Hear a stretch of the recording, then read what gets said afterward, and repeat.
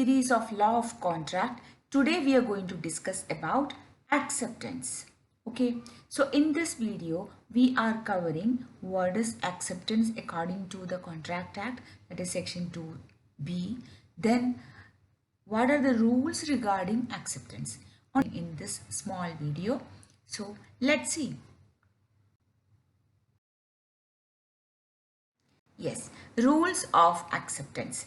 Section 2 Clause B of Indian Contract Act defines the term acceptance, and it also gives us certain rules regarding acceptance, certain rules to make an acceptance valid. Okay, so let's see what are they. Yeah. So before we discuss who can accept, let me tell you what is acceptance according to section 2B. It defines that the person to whom the proposal is made signifies his assent thereto. That is called an acceptance. To put it more simple way, the person to whom a proposal is made, if he expresses his assent to the one who made the proposal, it can be called as an acceptance. Okay, so the first question comes is who can accept. Okay, so generally it is said that the person to whom the proposal is made can only accept it.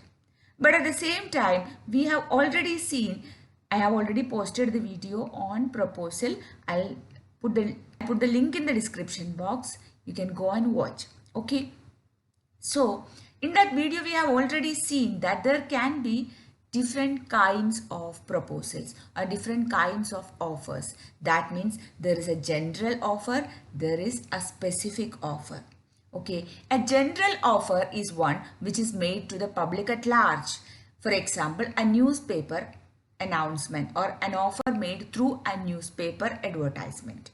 Okay, in that case, the one who reads the newspaper, anyone can accept the offer. Remember Carlyle versus Carbolic Smoke Ball Company. If you have not seen that video, please do watch. I am putting that link also in the description box.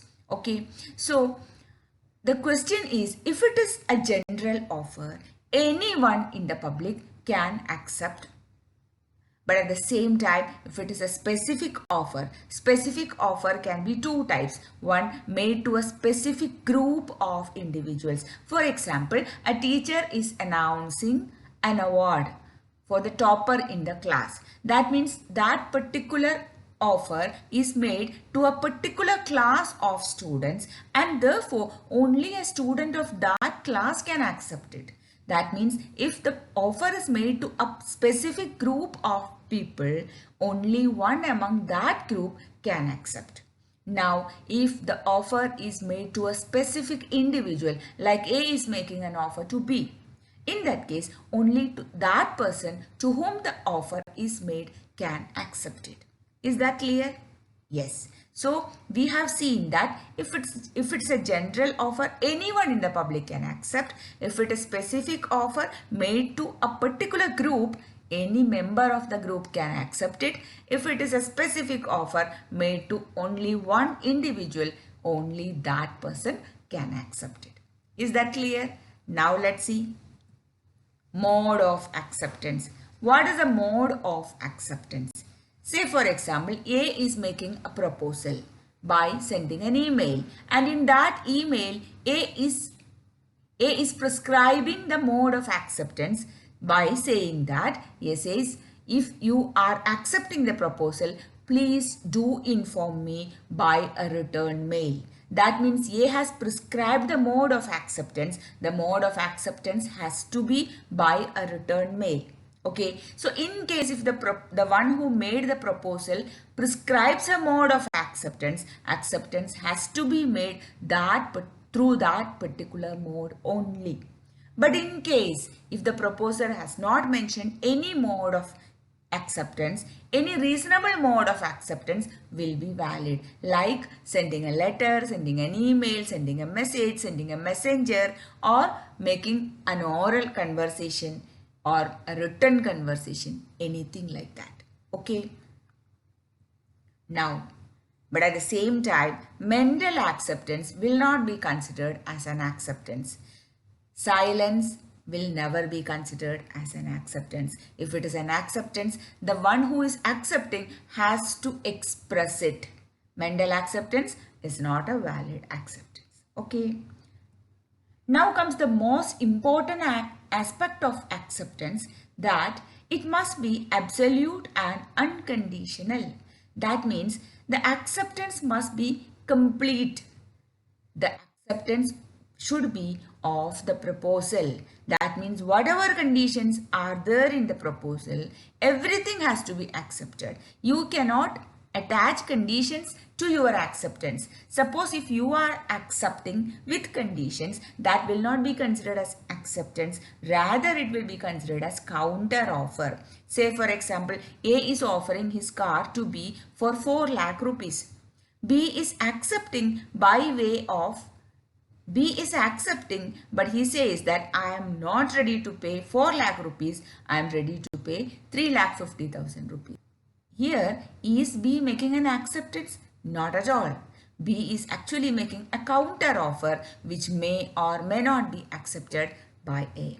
Okay, so a counter offer cannot be considered as an acceptance. It has to be an acceptance which is absolute and unconditional. Is that clear? Yes. Now let's see.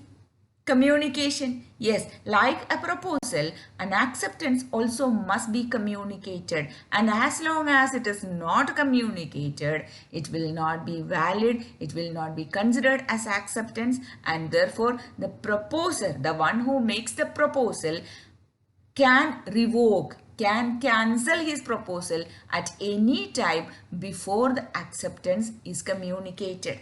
Okay, so communication of acceptance is very important. Now, revocation.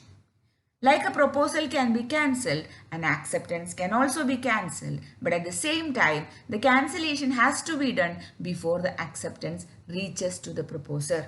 Once you have accepted and your acceptance has reached to the proposer, later you cannot reject, later you cannot revoke your acceptance.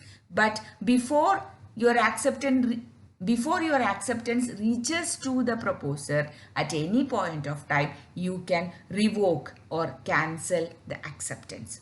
These are the general rules of acceptance. Once again, I repeat, according to section 2b, the person to whom the proposal is made signifies his assent thereto is considered to be acceptance. Section 2, clause B.